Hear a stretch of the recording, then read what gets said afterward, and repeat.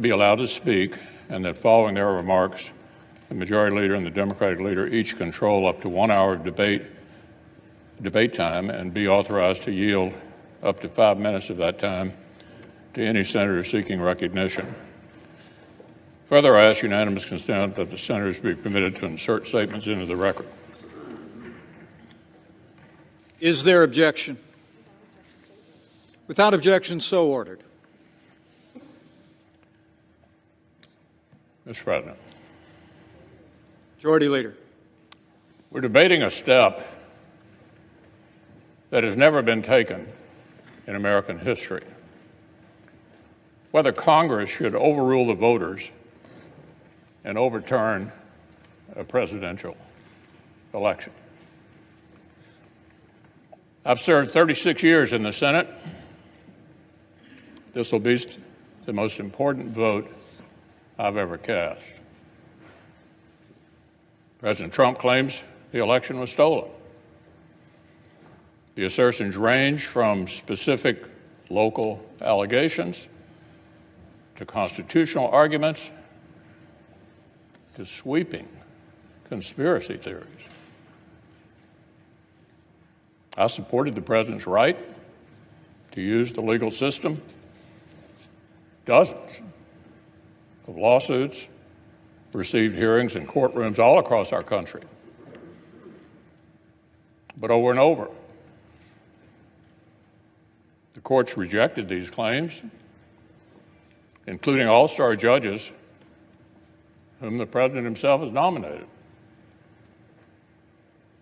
Every election, we know, features some illegality and irregularity, and of course, that's unacceptable. I support strong state-led voting reforms. Last year's bizarre pandemic procedures must not become the new norm. But, my colleagues, nothing before us proves illegality anywhere near the massive scale that would have tipped the entire election.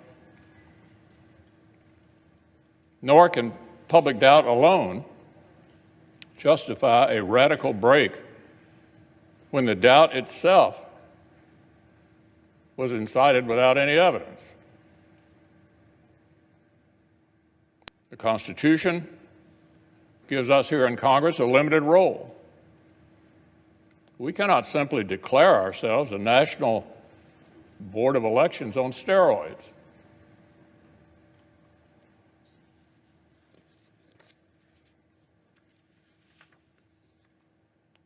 The voters, the courts, and the states have all spoken. They've all spoken. If we overrule them, it would damage our republic forever. This election actually was not unusually close.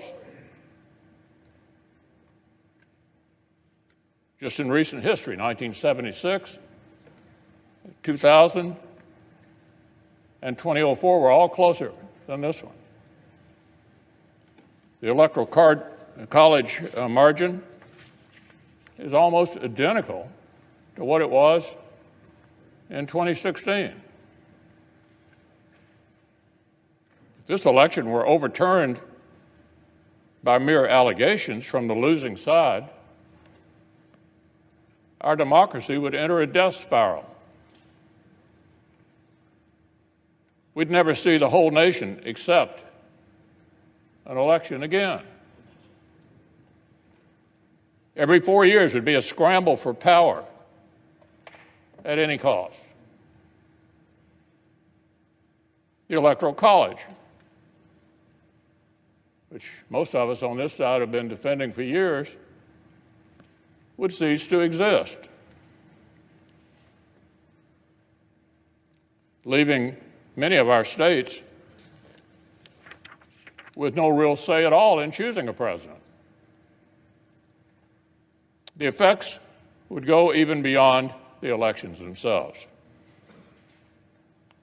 Self-government, my colleagues, requires a shared commitment to the truth and a shared respect for the ground rules of our system. We cannot keep drifting apart into two separate tribes with a separate set of facts and separate realities, with nothing in common except our hostility towards each other and mistrust for the few national institutions that we all still share. Every time in the last 30 years that Democrats have lost a presidential race, they've tried a challenge just like this. After 2000, after 2004, after 2016. After 2004, a senator joined and forced the same debate.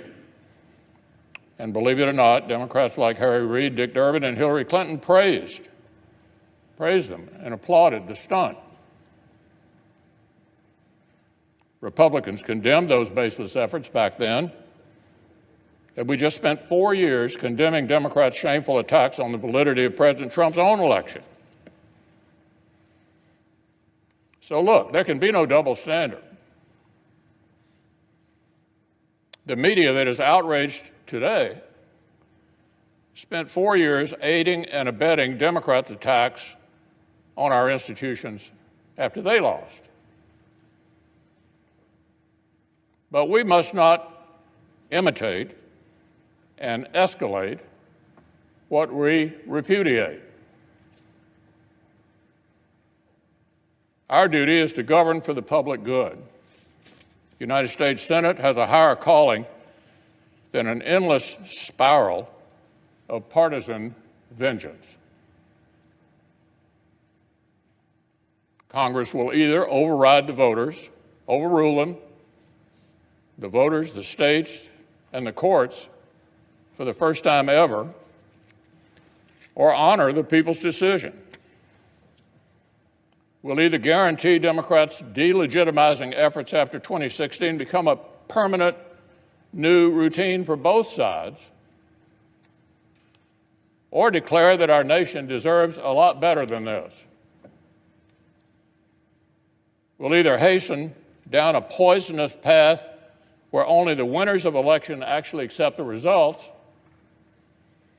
or show we can still muster the patriotic courage that our forebears showed not only in victory but in defeat.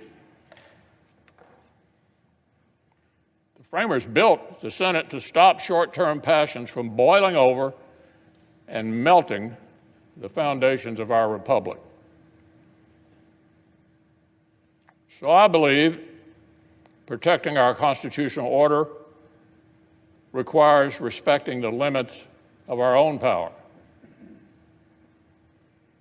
It would be unfair and wrong to disenfranchise American voters and overrule the courts and the states on this extraordinarily thin basis. And I will not pretend such a vote would be a harmless protest gesture while relying on others to do the right thing. I will vote to respect the people's decision and defend our system of government as we know it.